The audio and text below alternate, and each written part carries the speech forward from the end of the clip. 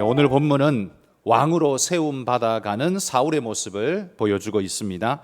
사무엘은 하나님께로부터 사울을 왕으로 선택하셨음을 들었습니다. 아직 백성들 앞에 공포하지는 않았지만 사무엘은 이 사실을 미리 알고 있었다는 거죠. 그리고 그와의 첫 만남을 하나님께서 오늘 주선하고 계십니다. 그 첫 만남의 순간이 오늘 본문의 내용인 거죠. 1절에 보시면 하나님은 베냐민 사람 기스의 아들을 왕으로 낙점하셨습니다. 이 선택은 그러나 하나님이 기뻐하시는 즐거운 선택인 것은 아니었습니다. 왕을 달라는 백성들의 강력한 촉구에 떠밀려서 들어준 것일 뿐이었습니다. 하나님이 백성들의 이 요구 앞에 이렇게 말씀하셨습니다. 그들이 너를 버린 것이 아니라 나를 버린 것이다, 이런 표현을 썼습니다. 그래서 이 왕에 대한 지금 이 요구들은 하나님의 마음에 기뻐하는 것이 될 수 없다라고 선언한 거지요. 그럼에도 불구하고 하나님은 그들의 청을 들어주셨고 베냐민 사람 기스의 아들을 세워주신 겁니다. 비록 왕정의 시대가 올 것을 하나님은 생각하고 계셨지만 이런 시작은 하나님의 기쁨인 것은 아니었다라는 거죠. 이스라엘 역사 전체를 놓고 보면 하나님께서 왕정을 시작해 할 사람으로 품으시기에 가장 적합한 사람은 사울이 아니라 아마 다윗이 아니었을까라고 우리는 충분히 추론해 볼 수 있습니다.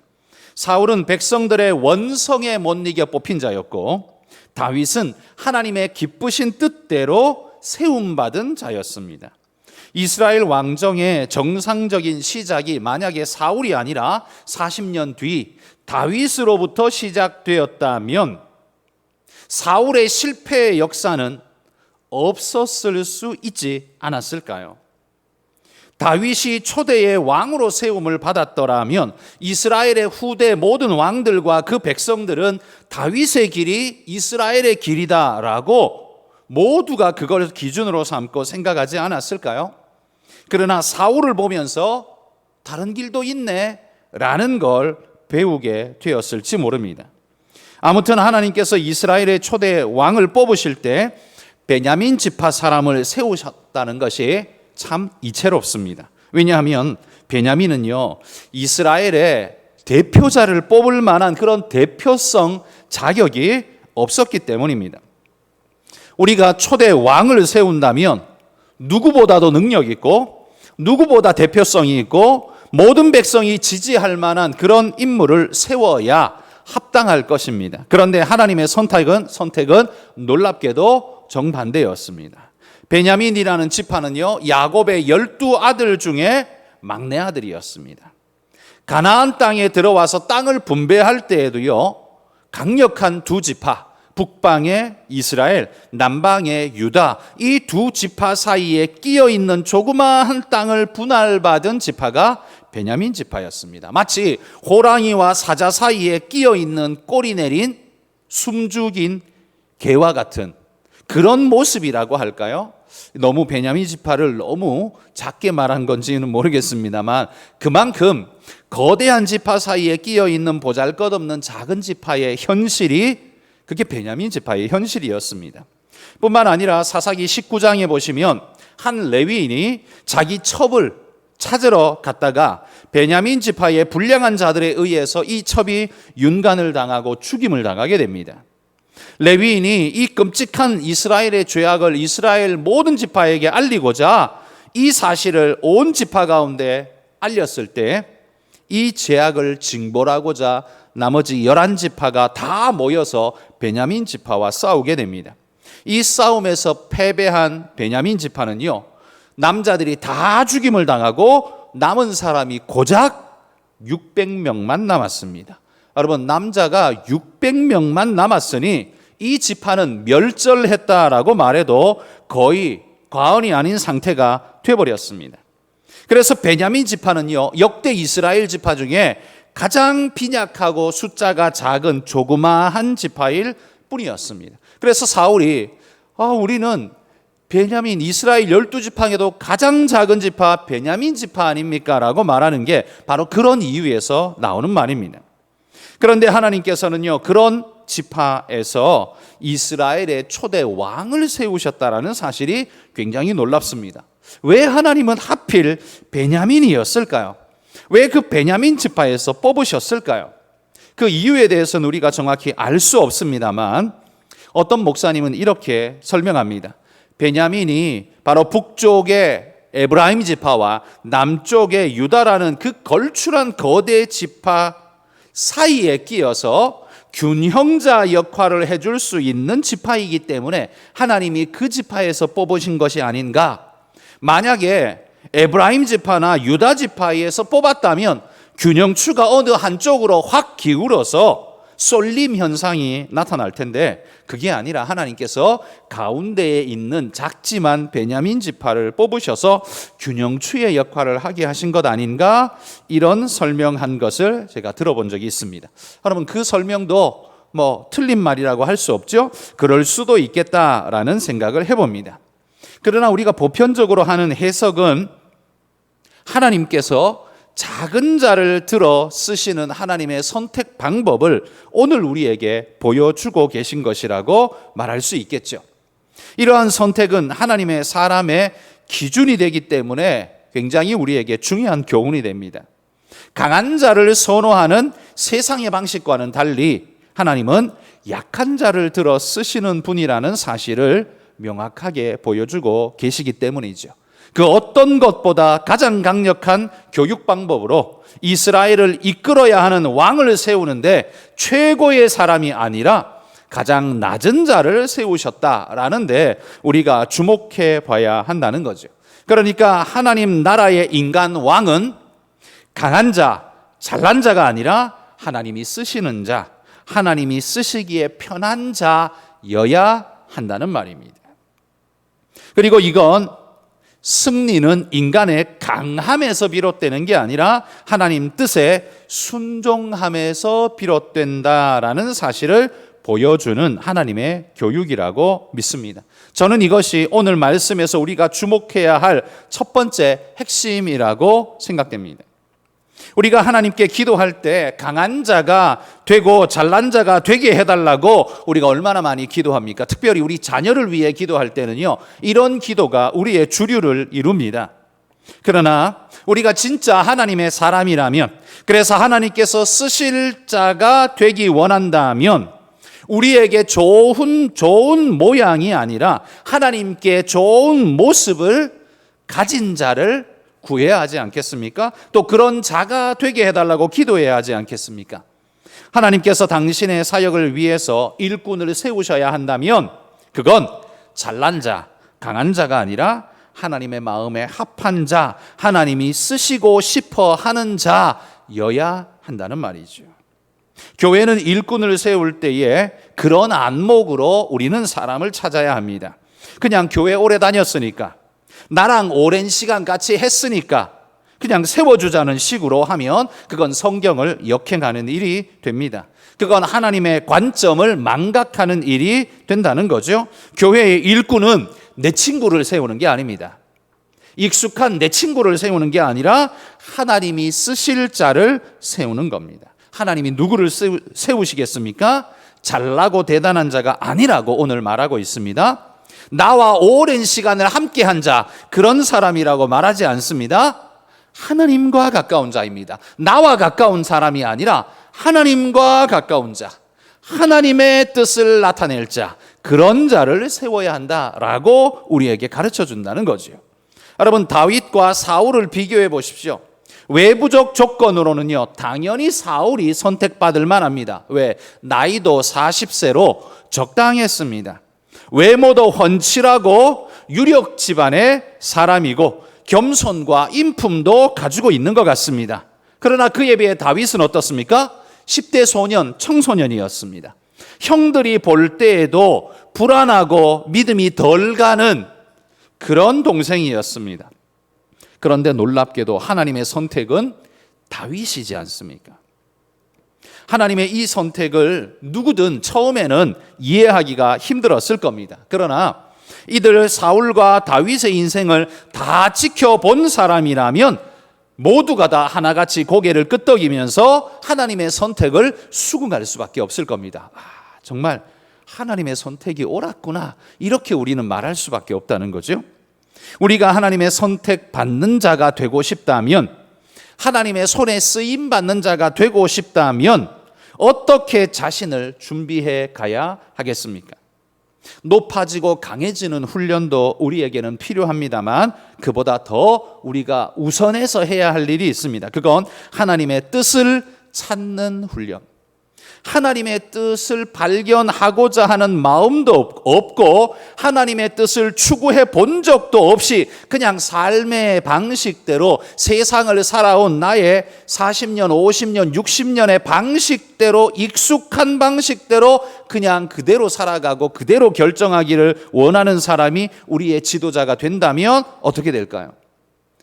그러면 하나님의 뜻을 쫓아가는 자가 될 수 없고, 우리의 교회를 하나님의 뜻으로 인도하는 게 아니라 삶의 익숙한 방법으로 이끌어가는 자가 되고 말 겁니다. 여러분, 그건 하나님의 기뻐하는 뜻이 결코 될 수가 없죠. 그래서 하나님의 일꾼을 세울 때 가장 중요한 건 그가 하나님의 뜻을 찾는 훈련을 받은 사람인가.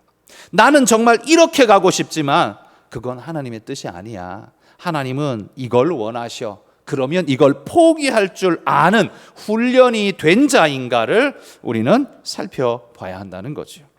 그리고 하나님의 뜻에 자기를 순종하는 훈련을 한 자인가, 이걸 우리가 봐야 하는 겁니다. 여러분, 우리에게 바로 이 두 가지가 필요하다는 걸 알아야 합니다. 하나님의 뜻을 찾는 훈련, 내가 잘하고 있습니까? 하나님의 뜻을 찾았다면 거기에 순종하는 훈련, 여러분 내가 잘하고 있습니까? 내가 뽑을 사람, 거기에 주목하지 말고요, 내가 그런 사람인가를 우리는 주목해 봐야 합니다.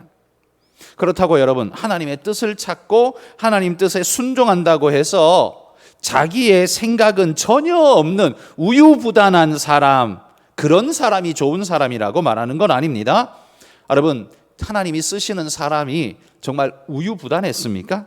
다윗이 하나님이 그렇게 찾던 사람이고 하나님이 사랑하는 사람이라고 해서 다윗이 우유부단하던가요?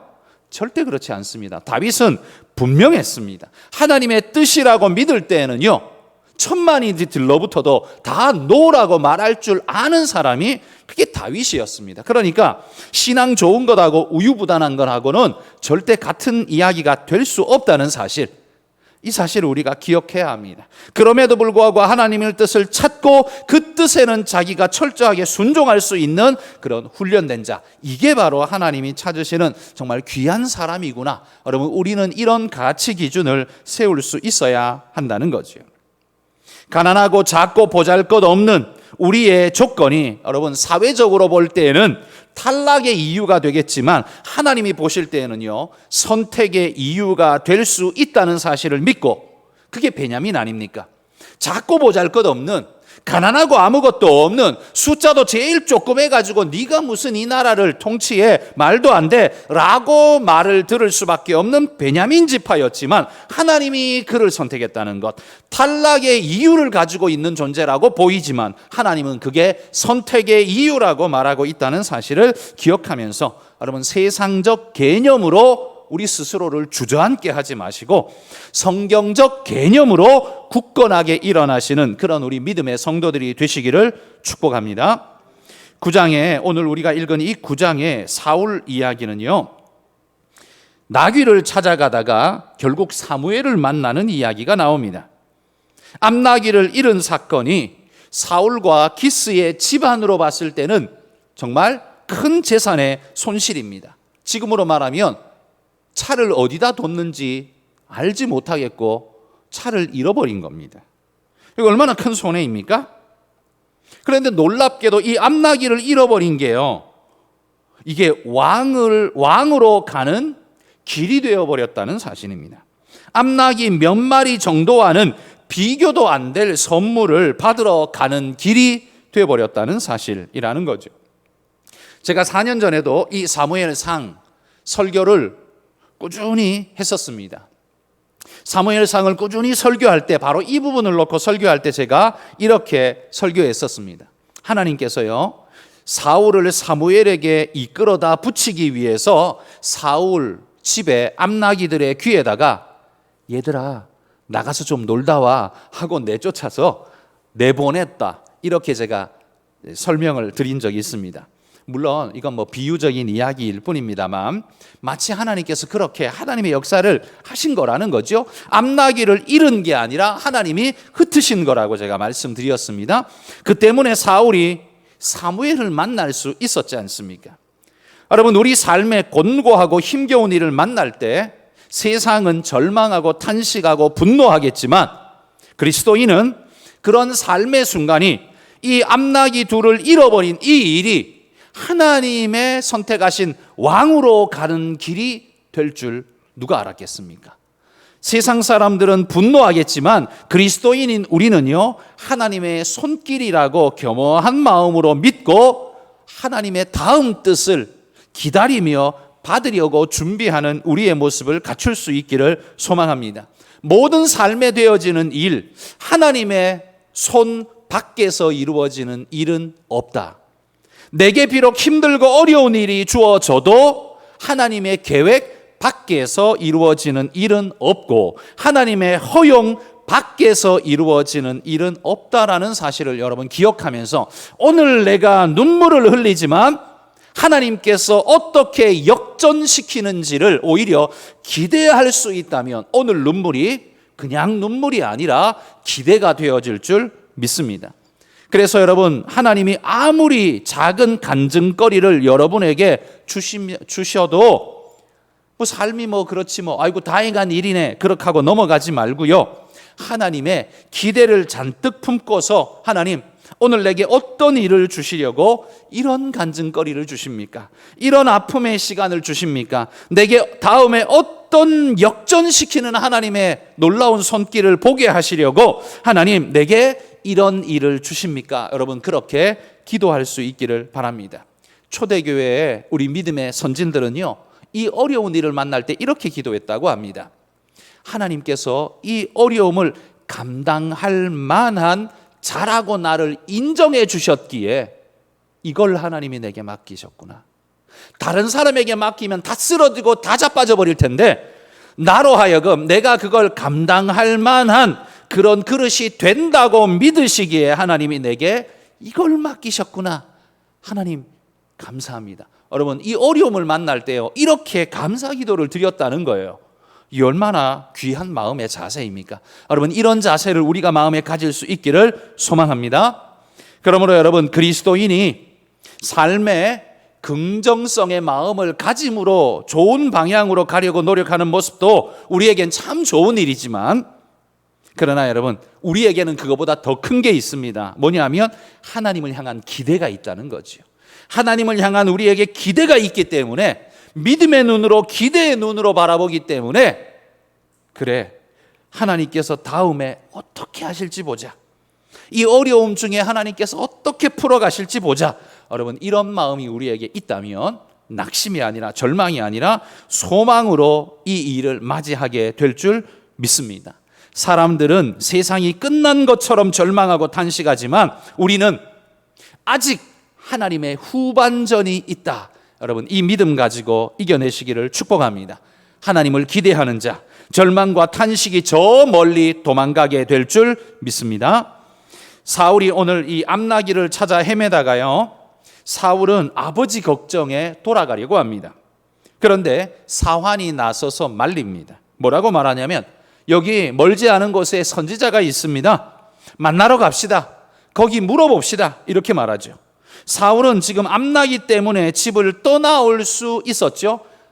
사울이 사무엘을 만나려 그 먼 길을 온 게 아닙니다. 암나기 때문에 사무엘이 있는 곳까지, 그 근처까지 올 수 있었어요. 그런데 여기에서 지금 돌아가려고 합니다. 그런데 그 순간 그 사환 때문에 사무엘을 만나러 더 들어가고 있는 모습을 우리가 볼 수 있죠. 보십시오. 사울이 사무엘을 만나는 데까지는 사울의 능력이 작동하지 않습니다. 사울이 사무엘을 만나러 갈 때까지요, 다 다른 사람에 의해 이끌려가는 모습을 보십시오. 하나님이 지금 이렇게 등 떠밀어 가고 있는 모습인 거예요. 자기 의지, 자기 능력으로 온 게 아니라 하나님이 등 떠밀어서 지금 이 일들을 되게 만들어가고 있다는 거죠. 여러분, 우리가 잘난 것 하나 없는데 하나님이 누구를 통해서 불러내시고 누구를 통해서 밀어넣으실 때가 있습니다. 그러므로 여러분, 함께 한다는 것이 얼마나 큰 축복인가를 보십시오. 집에서 우리가 혼자 모니터 켜놓고 예배 드릴 수 있습니다. 그것도 뭐 예배 아니다, 그거 아닙니다. 예배 맞습니다. 그러나 여러분, 혼자 모니터 켜놓고 예배 보는 데에는요, 이런 함께라는, 떠밀어주는, 당겨주는 이런 역사가 일어나기가 어렵습니다. 왜? 모니터 안에서는 그냥 목사님밖에 안 보이잖아요. 그런데 여기 오면 어떻습니까? 예배 전후로 또 예배 시간에도요, 나는 그냥 들었는데 옆에 사람이 앞에 앉아있는 저 누구 권사님이 누구 집사님이 참 아멘 아멘 하면서 은혜로 막 받는 그 모습이 더 도전이 되는 거예요. 더 내 마음에 감동이 되는 거예요. 그러면 설교 말씀, 똑같은 설교 말씀인데 내 귀에 더 도전적으로 들리고 더 귀하게 들릴 때가 있습니다. 내가 기도하는데 기도가 꽉 막혀서요, 심장이 막혀가지고 그냥 기도가 잘 안 나오는데 내 앞에서 기도하는 권사님이, 집사님이 정말 간절하게 기도하고 눈물을 쏟아내며 하는 그의 간절함이 내 마음에 진동파가 와서 내 마음도 함께 막 녹아지는 것 같고 그 속에 도전받고 함께 울며 기도한 적 혹시 없으십니까? 여러분, 그게 함께하는 은혜입니다. 내 능력으로는 거기까지 못 가는데 거기에 누가 나를 밀어주고 당겨주는 힘에 의해서 거기까지 간 적 있잖아요. 그게 여러분 함께하는 은혜입니다. 그래서 신앙은 결코 혼자 하는 게 아닙니다. 모니터 앞에 앉아서도 예배 드릴 수 있지만 모니터 앞에서의 예배가 우리에게 가져다 주는 게 80이라면 여러분, 이 자리에서 함께 참여하여 예배할 때에요, 베개 효과를 누릴 수 있다는 겁니다. 그건 하나님이 주시는 이 안에 역사하시는 성령의 운행의 역사를 모니터 앞에서는 못 느껴요. 그런데 이 자리 현장에 앉아 있는 사람은 그 은혜를 느낀다는 말이죠. 그래서 여러분, 신앙은요, 기계적으로 모니터 앞에서도 할 수 있다고 말하지만 거기에 나도 모르게 잃어버리는 게 너무 큰 게 있어요. 내가 잃어버리는 너무 중요한 게 있다는 거예요.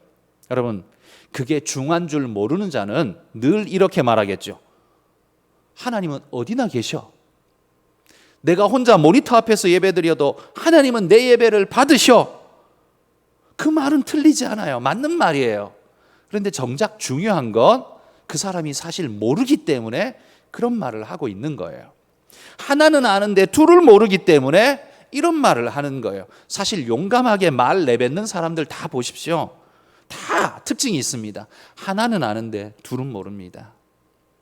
표면적인 건 잘 아는데 깊이는 없습니다. 그런 사람들이 보통 이렇게 큰 소리를 칠 때가 많습니다. 그러나 이걸 아는 사람은 어떻게 해요?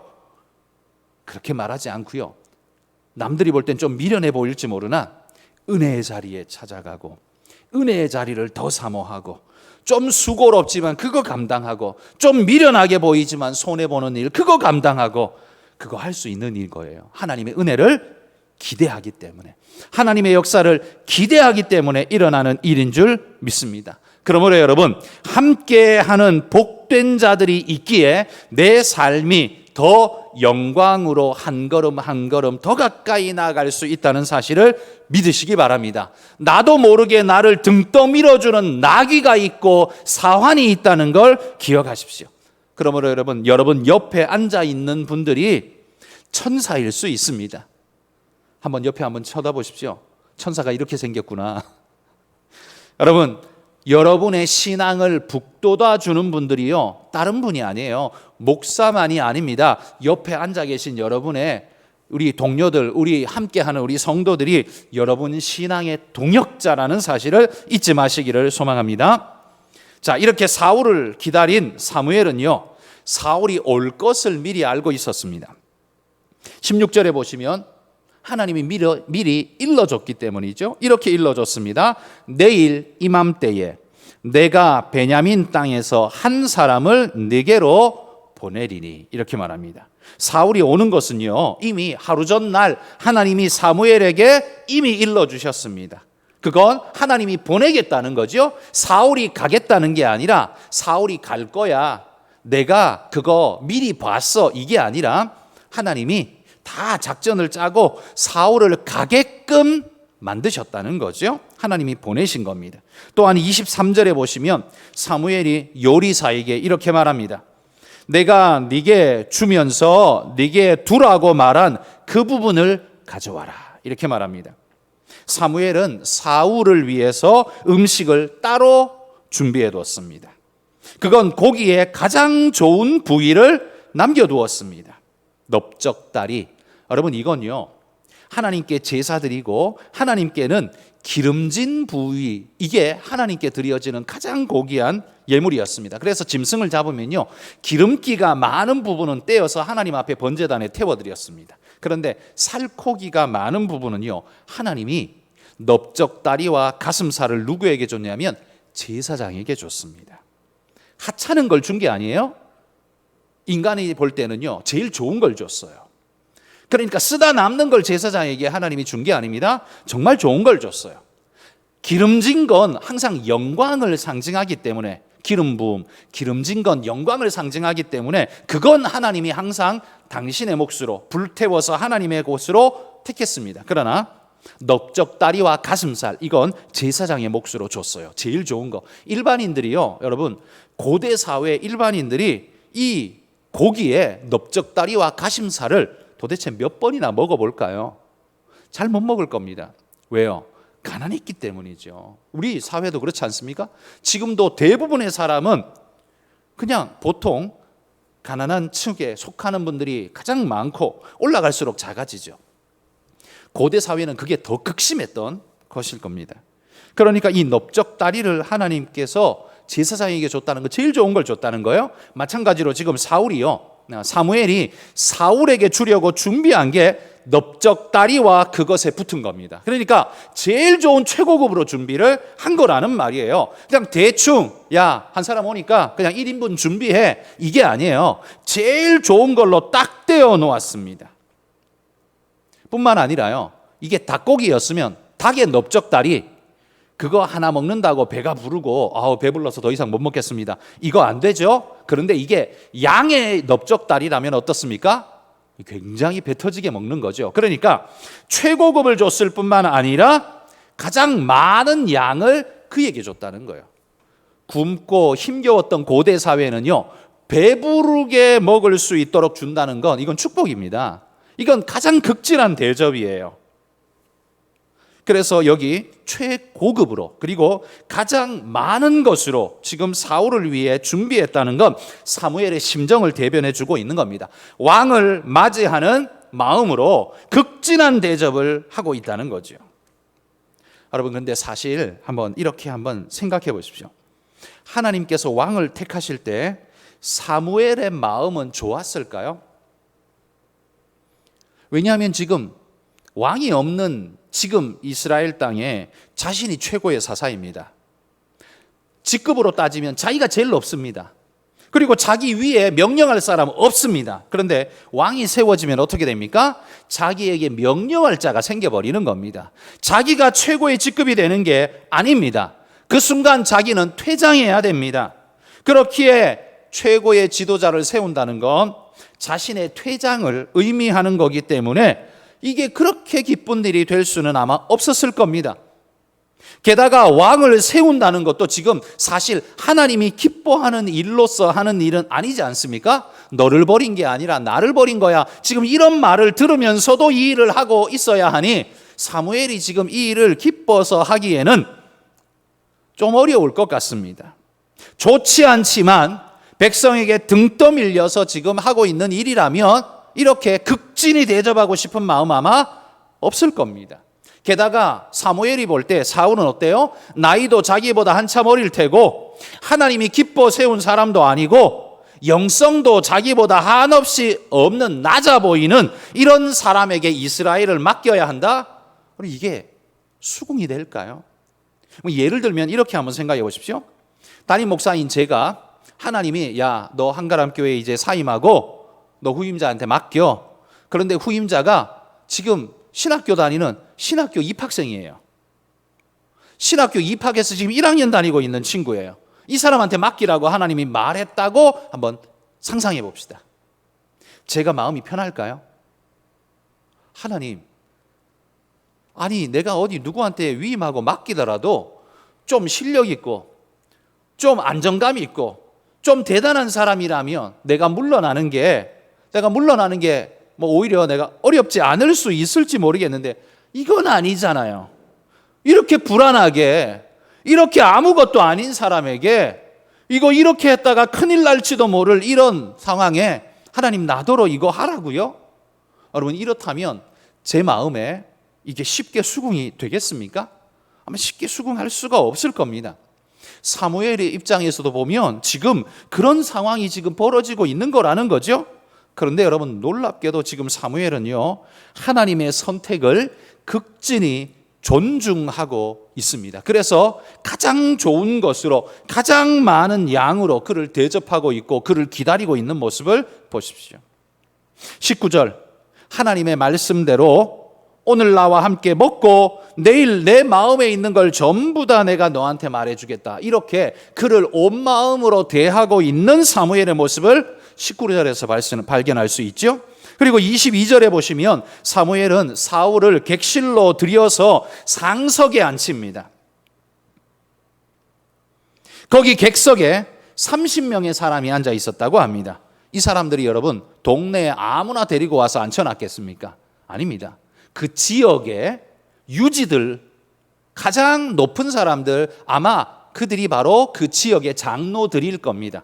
그 지역 단위 공동체마다 거기 있는 가장 대표자, 그 장로들을 초청해다가 사무엘이 사울 왕을 소개시켜주는 자리. 그러니 여러분 보통 사람들이 모여 있는 게 아니죠. 이 30명의 사람은 아마 이스라엘의 아마 걸출한 지도급 인사들을 다 모아두었을 겁니다. 그런데 그들 중에서도 상석의 자리를 지금 누구를 위해 떼놨어요?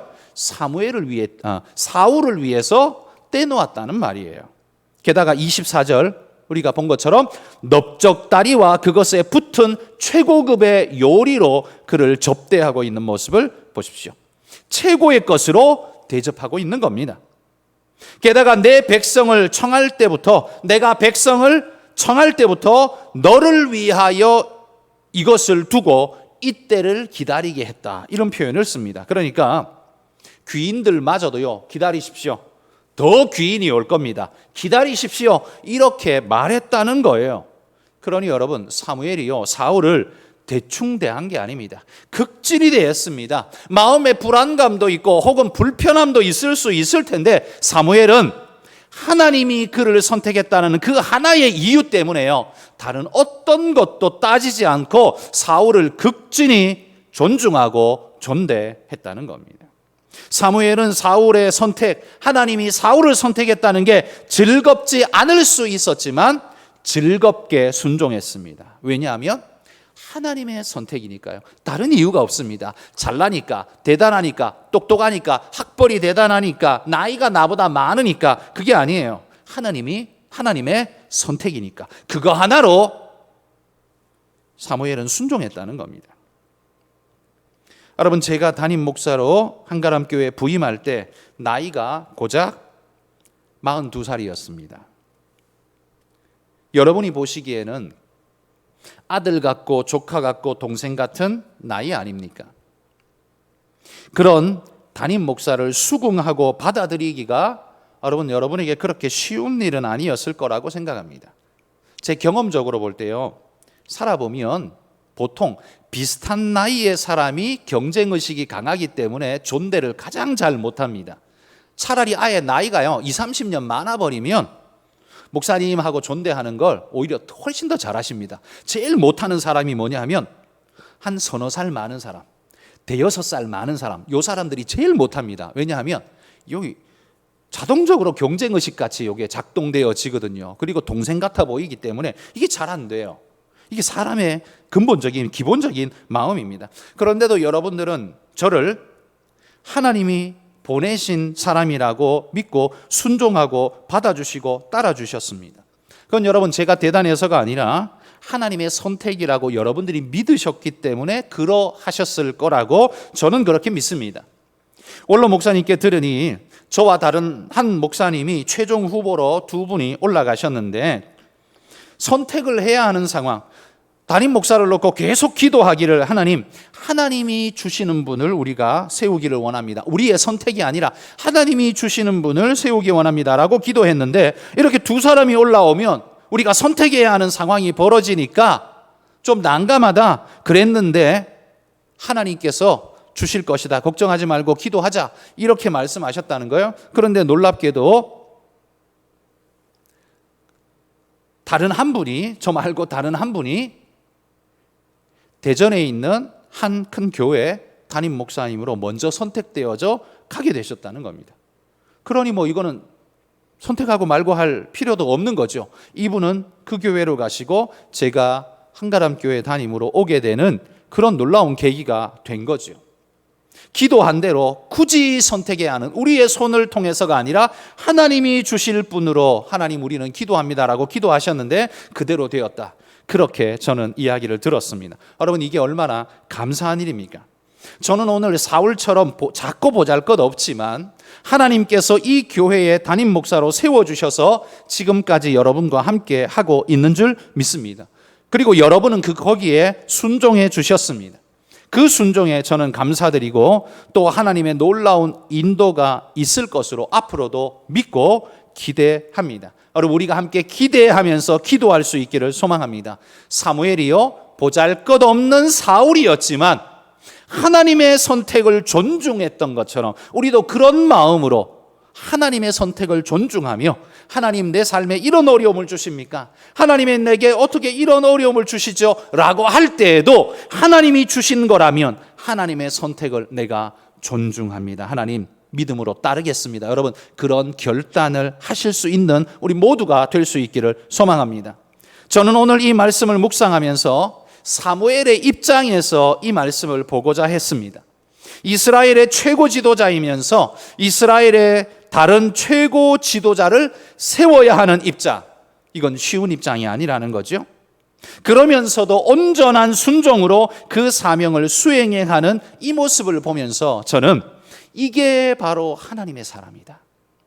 대단해서 잘나서 하나님의 사람이 아니라요, 하나님의 뜻을 하나님의 말씀대로 적극 순종할 수 있고 자기를 내어 비울 수 있는 이 사람이야말로 이게 바로 하나님의 사람이다라는 생각이 들었다는 겁니다.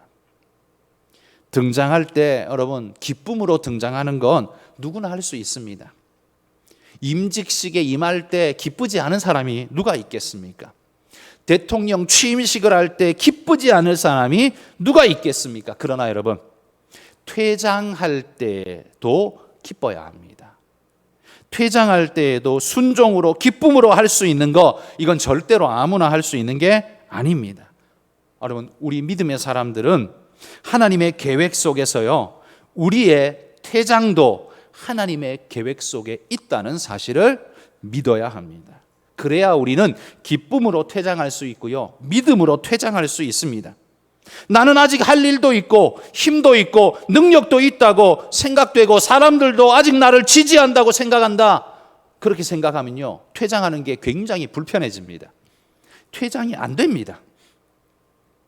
하나님이 퇴장을 명하시면 순종하면서 그 자리를 비켜줄 수 있는 게, 그게 진짜 하나님의 사람 아니겠습니까? 가짜들은요, 등장은 좋아라 합니다. 그러나 퇴장은 절대 하지 않으려고 발버둥 칩니다. 말로는 하나님이 세우셨다, 우리가 이렇게 말하는 게 쉽지만 퇴장할 때에도 하나님께서 나를 물러나게 하신다라고 말하는 게 절대 쉬운 일은 아닙니다. 여러분, 이 말이 어떻게 들리실지 모르지만 한번 이 말을 한번 따라해 보시겠습니까? 한번 이렇게 우리 한번 외쳐봅시다. 한번 따라해 주십시오. 하나님이 정리하시면 정리되자. 하나님이 물리시면 물러나자. 여러분, 물러나는 것도 하나님의 뜻입니다. 내가 올라가는 것만 하나님의 뜻이 아니라요, 물러나는 것도 하나님의 뜻입니다. 오늘 사무엘을 보십시오. 물러나야 되는 자리에서 깨끗하게 깔끔하게 지극정성으로 물러나고 있는 이 모습을 보십시오. 이게 얼마나 아름다운 하나님의 사람인가라는 말입니다. 여러분, 우리가 정리되자, 이거 굉장히 마음이 씁쓸하잖아요. 그러나 여러분, 정리라고 해서 완전히 내 인생이 끝난다는 말을 하는 게 절대 아닙니다. 그 자리에 역할이 끝난다는 이야기일 뿐이지 하나님의 사람으로서 모든 역할이 끝났다는 말을 하는 게 아닙니다. 그러므로 여러분, 은퇴는 다른 종류의 사역의 맡김이라는 사실을 우리가 기억해야 합니다. 퇴직은요, 다 또 다른 역할로의 하나님의 부르심이라는 사실을 믿고 기대하시기를 바랍니다. 하나님은 우리가 일하는 동안에만 지켜주시는 게 아니라 일생 전체를 지켜주신다는 사실을 기억하십시오. 내가 임직할 때에만 하나님이 나를 지켜주시고 내가 퇴임하고 나면 안 지켜주시는 게 아니라 하나님은 여전히 지켜주신다는 사실을 기억하십시오. 그러므로 여러분, 우리 모두는 올라설 때에도 내려설 때에도 그 모습이 사무엘처럼 빛날 수 있는 아름다운 분들이 되시기를 주의 이름으로 축복합니다. 기도하겠습니다. 하나님, 감사합니다.